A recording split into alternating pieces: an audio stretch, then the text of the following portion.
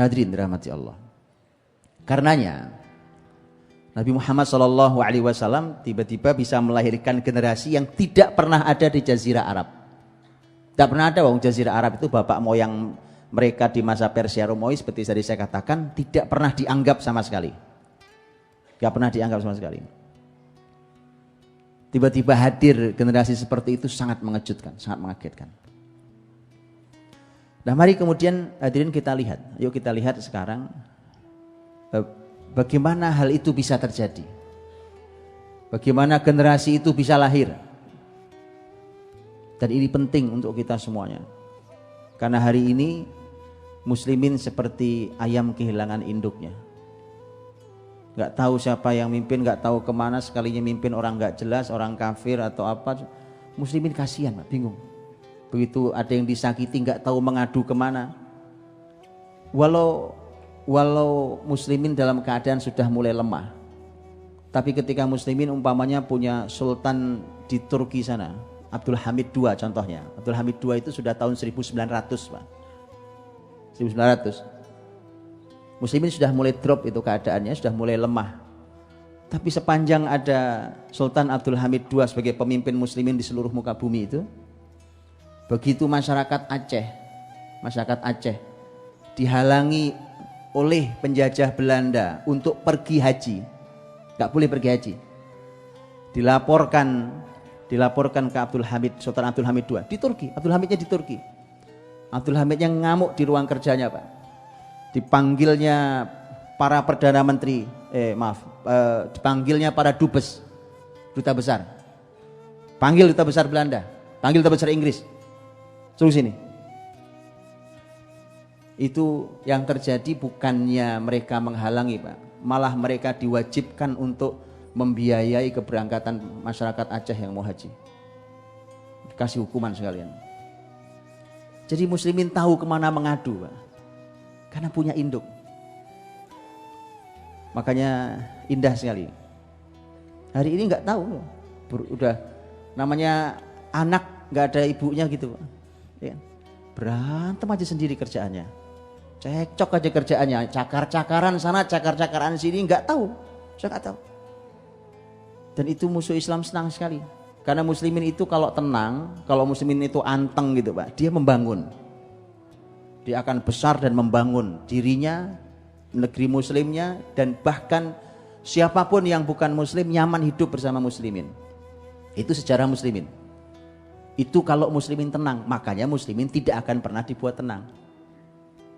Karena kalau tenang pasti muslimin besar.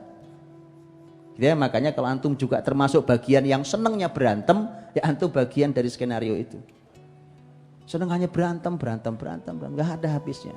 Energi Anda luar biasa untuk berantem. Saya tidak tahu dari mana dapatnya. Andai energi itu dipakai untuk membangun kebaikan, betapa dahsyatnya. Baik. Hadirin dirahmati Allah. Ternyata yang kita lupa dan lalai adalah tema kepemimpinan itu, tema imamah itu. Ternyata sudah dimulai dititipkan visinya sejak di rumah tangga kita masing-masing. Kepemimpinan itu sudah harus dibangun sejak di dalam rumah kita. Bukankah doa yang sering kita panjatkan Allah sampaikan dalam surat Al-Furqan ayat 74. Walladzina yaquluna rabbana hab lana min azwajina wa dzurriyyatina qurrata a'yun waj'alna lil muttaqina imama. Itu kata belakang itu apa? Imam. Apa arti imam? Pemimpin, imam. Nanti para ahli tafsir menyampaikan itu imamatuddin. Nah, ini lebih bagus lagi nanti pembahasannya. Imamatuddin artinya kepemimpinan dalam urusan agama. Dan memang begitu. Karena dulu masyarakat Bani Israel, karena Banu Israel yasusuhum anbiya'uhum. Dulu masyarakat Bani Israel itu dipimpin oleh para nabi mereka. Kullama halakan nabi khalafahun nabi. Setiap seorang nabi meninggal diganti nabi yang lainnya. Tetapi yang mimpin mereka adalah nabi. Para nabi tentu imamatuddin. Adalah seorang yang mereka adalah para nabi adalah mereka yang merupakan pemimpin di agama. Sekaligus itu pelajaran mahal. Bab kepemimpinan itu ternyata bukan hanya masalah Anda ahli strategi. Bukan hanya masalah Anda ini ahli di dunia politik, jauh sekali. Bukan itu. Imam Al-Mawardi di dalam kitab Al-Ahkam As-Sultaniyah, beliau mengatakan bahwa definisi as-siyasah asy-syar'iyyah itu, kalau terjemahan nggak enaknya politik Islam gitu ya Pak. As-siyasah asy-syar'iyyah, beliau mengatakan siyasah syar'iyyah itu 2 poin. Yang satu adalah hirasatud din, yang kedua siyasatud dunya. 2. Jadi tema kepemimpinan dalam Islam itu dia bertugas 2 hal besar. 1, hirasatud din, jagain agama kerjaannya Pak. Makanya mau dia dilabeli Islam, mau dia dilabeli kelompok Islam, asal dia mimpin kok tidak menjaga Islam ini, bukan pemimpin syar'i yang diharapkan. Jadi sederhana Pak. Apalagi kalau berani mencederai Islam dan ulamanya, atau mencederai muslimin dan agamanya, jelas bukan itu yang diharapkan. Karena tugas dalam kepemimpinan itu yang satu jaga agama, hirasatud din. Baru yang kedua adalah siyasatud dunya. Nah, semua urusan dunia kita ini di semua bidang ini kita siasati. Kita buat strateginya. Siasat itu dibuat strateginya maksudnya. Buat strateginya tentang kehidupan dunia. Itulah dalam Islam yang dimau, tentang kepemimpinan itu. Lah kalau dia tidak mengerti agama, dia tidak hadir bersama agama ini, terus bagaimana dia mau menjaga agama ini? Orang itu kan mau menjaga ketika merasa itu berharga kan Bapak Ibu, betul ya? Kenapa saya jagain handphone saya supaya nggak hilang? Karena saya tahu dia berharga buat saya. Bagaimana orang mau menjaga agama ketika memimpin? Wong dia tidak merasa berharga agama ini di kepala dia, di kehidupan dia tidak merasa berharga.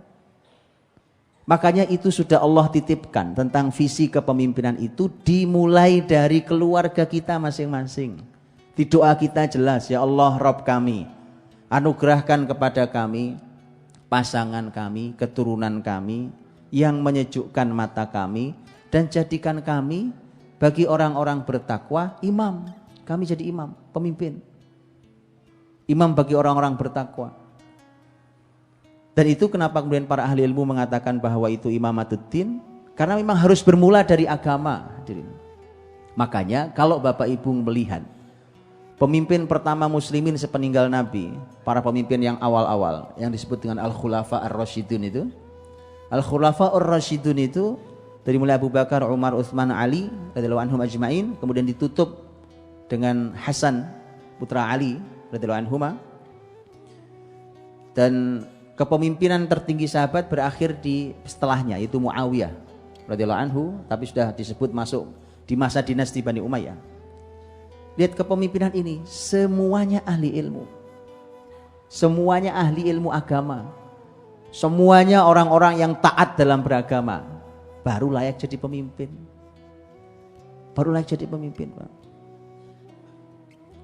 Dan umpamanya kalau kita melihat Abu Bakar As-Siddiq radhiyallahu anhu, Umar bin Khattab radhiyallahu anhu, mereka ini orang-orang yang masuk di dalam jajaran mereka yang berhak mengeluarkan fatwa, kemudian memimpin.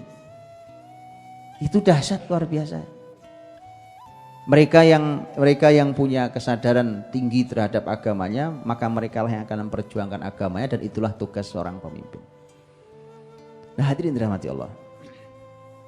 Jadi ternyata tugas kepemimpinan itu sudah Allah titipkan visinya sejak di rumah. Maksudnya begini, kalau punya anak, Bapak Ibu, kalau punya anak nih, maka Anda punya tugas mendidik mereka jadi imam bagi orang-orang bertakwa. Levelnya tidak rendah, levelnya tinggi. Sudah ini masyarakat bertakwa, pemimpinnya anak Anda. Apa tidak tinggi itu? Masyarakat bertakwa itu tinggi sekali. Pemimpinnya anak Anda lebih tinggi lagi. Itu yang Allah mau. Bukan kok punya rumah tangga sejalan-jalannya tanpa visi, nggak jelas mau ngapain saja. Pokoknya nikah, punya anak, udah sekolahin, kerja, beres. Itu mah bukan visi keluarga muslim. Dan itu tidak masuk bahkan di doa kita Rabbana hablana tadi itu. Tidak masuk. Sama sekali tidak masuk. Kalau keluarga-keluarga ini punya kesadaran bahwa ternyata kepemimpinan harus dilahirkan di rumah kita, Dan itu artinya bapak ibunya harus mengerti cara mendidik anak menjadi pemimpin. Itu dahsyat. Saya sering berikan contoh. Saya berikan contoh sering, Pak. Saya akan lihat contohnya. Pemimpin itu kan salah satu tugasnya adalah musyawarah kan. Syura. Dan itu Allah perintahkan kepada sang pemimpin besar, itu Rasul Muhammad sallallahu alaihi wasallam.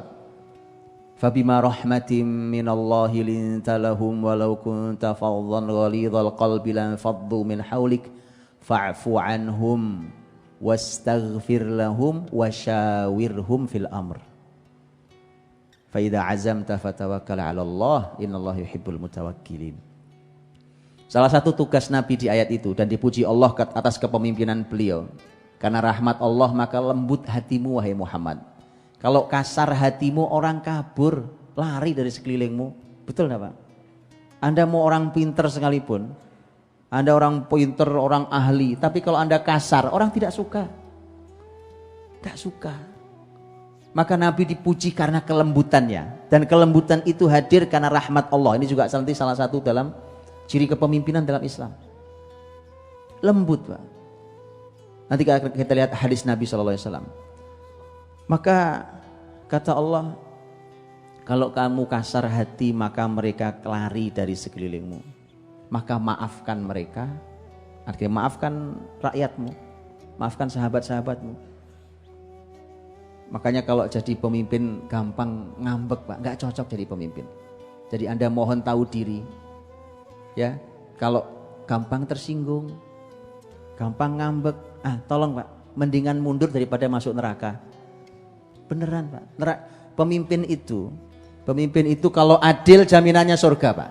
Imamun adil, pemimpin adil itu nomor satu yang disebut Nabi yang berhak mendapatkan perlindungan saat tidak ada perlindungan kecuali perlindungan Allah nanti di hari akhir.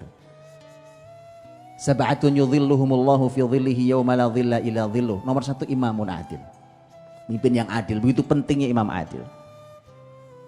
Tapi kalau pemimpin itu mati dan masih punya tanggungan nipu rakyat, dijamin masuk neraka. Itu kalimat Rasul juga.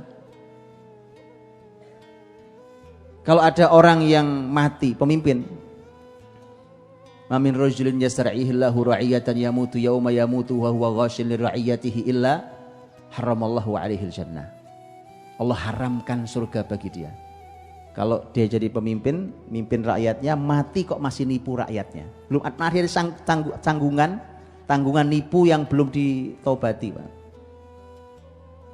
Susah, makanya tadi saya katakan. Ini bukan wilayah sembarang menjadi pemimpin itu.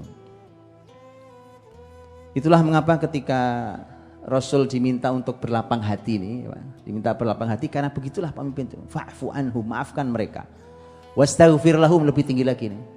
Dan mintakan ampun bagi mereka. Makanya antum tahu Bapak Ibu tahu kan Rasul itu malam-malam gitu sendiri gelap suka jalan ke makam Baqi. Makam Baqi. Jalan, ngapain Nabi malam-malam ke makam? Nabi mendoakan para sahabatnya yang telah wafat duluan. Itu hatinya terikat bahkan dengan rakyatnya yang sudah wafat. Nyari pemimpin yang begitu Pak. Bukan rakyat dijadiin tangga, begitu naik ke atas tangga dibongkar. Itu tidak masuk di wilayah pemimpinan, enggak ada. Bahkan sudah meninggal sahabatnya. Nabi itu punya kunjungan rutin ke Uhud. Kenapa? Karena di Uhud dimakamkan 70 sahabat Nabi yang syahid. Nabi kunjungi, rutin kunjungannya sampai menjelang beliau sakit, menjelang wafat itu. Sehingga kunjungan terakhir Nabi mengunjungi dengan cara yang sangat mengharukan. Nabi lama mengunjungi berdirinya. Kemudian Nabi berkata, ini adalah kunjungan terakhirku untuk kalian. Jadi Nabi, dan betul setelah itu Nabi tidak berkunjung lagi karena Nabi sakit, kemudian Nabi wafat.